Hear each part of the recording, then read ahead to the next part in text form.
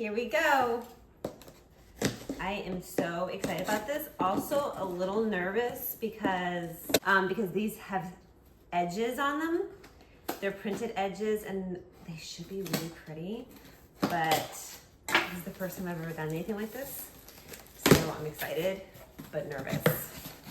Okay, here we go. Ooh, nice. Oh my goodness, I love it. Ooh, the edge is so pretty. Oh, I love it. It is so gorgeous. Oh, look at that edge. Oh my. It came out so beautifully. Oh, and it has a slipper. You can see on the edge, it has a slipper on it. Isn't that gorgeous? Lily did the art, and the cover is done by Paul at Thrift Books Design, and he did such a great job. And these are just simply amazing. This is actually a really long book. This is almost 100,000 words. So this is not a short book. I actually had to do a little bit smaller font to get it all to fit in, but I'm so happy with how it turned out. I'm so excited to share this book with you. This has been 6 years in the making, plus even longer if we count in the time when I first started thinking about this book. And it's finally here. Oh my goodness. And I cannot wait for you to read it.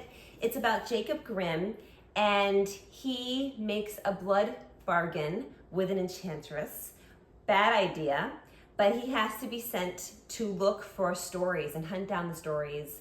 And while he's working for the enchantress, he comes across Ella, a nobleman's daughter, and the two decide to work together to save the kingdom that's been cursed.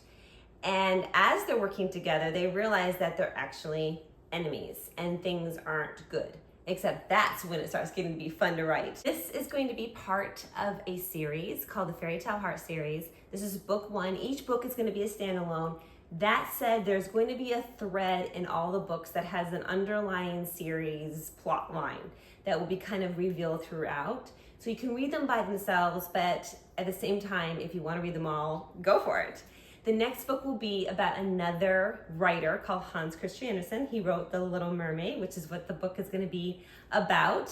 And as you can tell, they're each about a different writer and how their writing has influenced their lives. And you can see there's a little bit of that historical element that's in the book. I wouldn't really call these historical fantasies.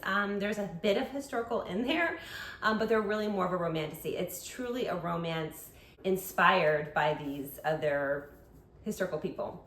Thank you for joining me in my unboxing, and I hope you love the book as much as I do.